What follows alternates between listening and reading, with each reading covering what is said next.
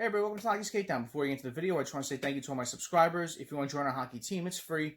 Click subscribe with the notification bell to all. Thank you all so much, and let's get started. I want to do a video on Alex Pietrangelo and how he's being linked to, possibly re-signing with the Blues or going to Toronto or Vegas, as the rumors just keep circulating around with these teams.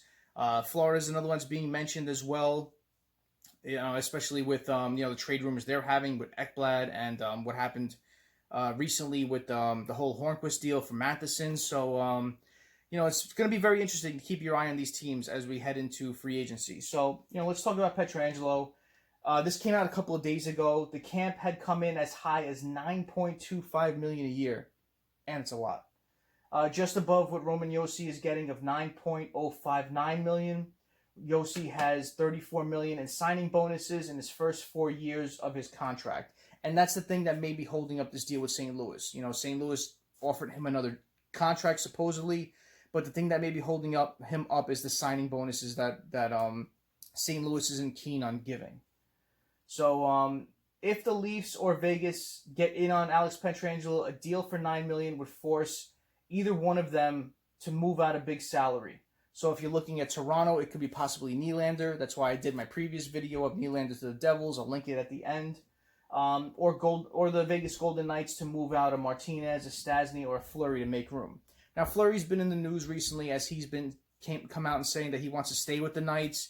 He knows about all the rumors that are going around about possibly re-signing Lafreniere and moving Fleury out. So he said he wants to finish out his career there. He wants to help them to try to win another cup, and he would take a lesser role to stay there. So very curious to see what's going to happen with that situation with Lafreniere and Fleury and the Knights going further. So definitely keep an eye out on that.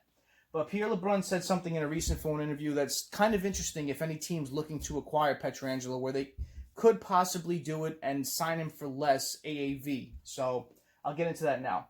Pierre LeBrun in a phone interview says that he wonders if many teams vying for Pietrangelo that are tied up against the cap, and he mentions three in specific, the Leafs, the Knights, and the Panthers, would trade St. Louis for his rights. LeBrun speculates if a team traded for his rights to be able to get an 8th year out of the deal, as opposed to the 7 you would get him for signing him via free agency.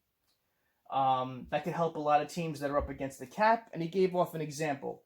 He said a contract $8.5 million over 7 years, changed to $7.8 million over 8 years. So you see what that extra year does in regards to trading for his rights.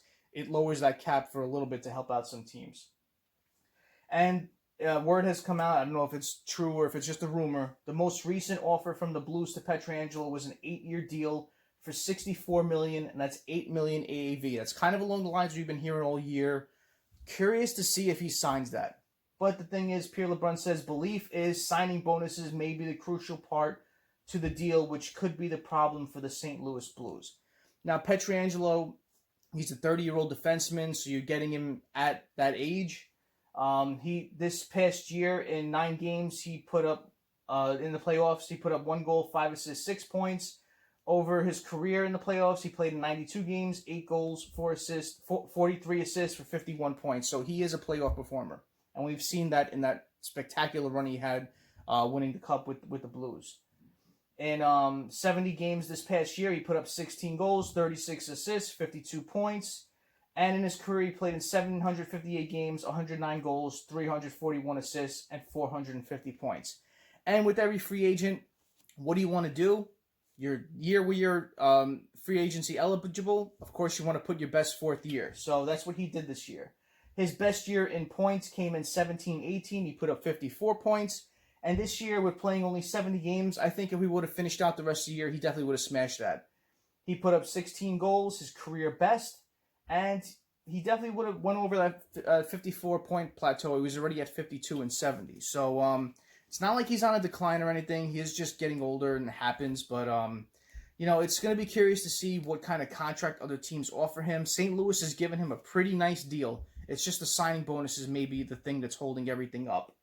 And, looking at Toronto's case in specific, on that left side, you have Riley, you have Muzzin, Sandin, you have Marinson as that, depth guy. You have Hall, Dermott, Lettinen, who was recently acquired a little while ago, and you have Liljegren as well. So they need that one piece at the top on that right side to play with Riley to fit into that perfectly right there. And that's what Pietrangelo is perfect for that team.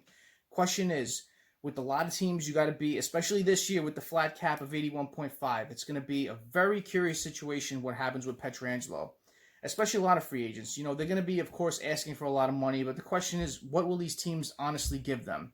Especially teams like Toronto. What if they want to get him and they're so high on each other's lists? What will be the number that they come to? And will it be worth it for Toronto to do that? Or will it be better for another option just to go for a cheaper option via free agency?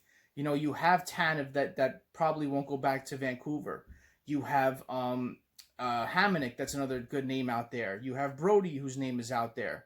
You have Gudas, if you're looking for that physical defenseman, which they keep saying they need, and glaring need to clear out that net in front. So maybe those are other options that the Leafs can go instead of giving all this money to another contract that's going to be high on their books. And another question mark, if something starts to go wrong and, you know, they're going to be another name to blame, will it be Pietrangelo if that's the case?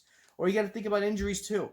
If he goes down with an injury, you're going to have that same lineup on defense. So maybe a situation where if you're spending this all on one player, you might as well look for other options via free agency because you could add two names instead of all that money going to one player. So just a thought to go out there as well for this time of year, especially when a lot of people are going to be looking to add that big name free agent. So comment below what you think about this. Do you think any of these teams should really go for him? Do you think he may have the chance to re-sign with the Blues? I think the Blues are trying everything possible to keep him. They've made a couple of trades. They may have to do a couple of more to clear out some cap room, but they're trying to offer him as much as he possibly wants. It's just that signing bonus is going to be that thing that, you know, where it comes down to the final answer. So comment below what you think about this situation. Thank you all for watching. I really appreciate your time. Smash that like button. If you haven't done so, subscribe to Hockey Skate Down. Join our hockey team. Thank you all so much. Have a great night. Have a great day. Take it easy.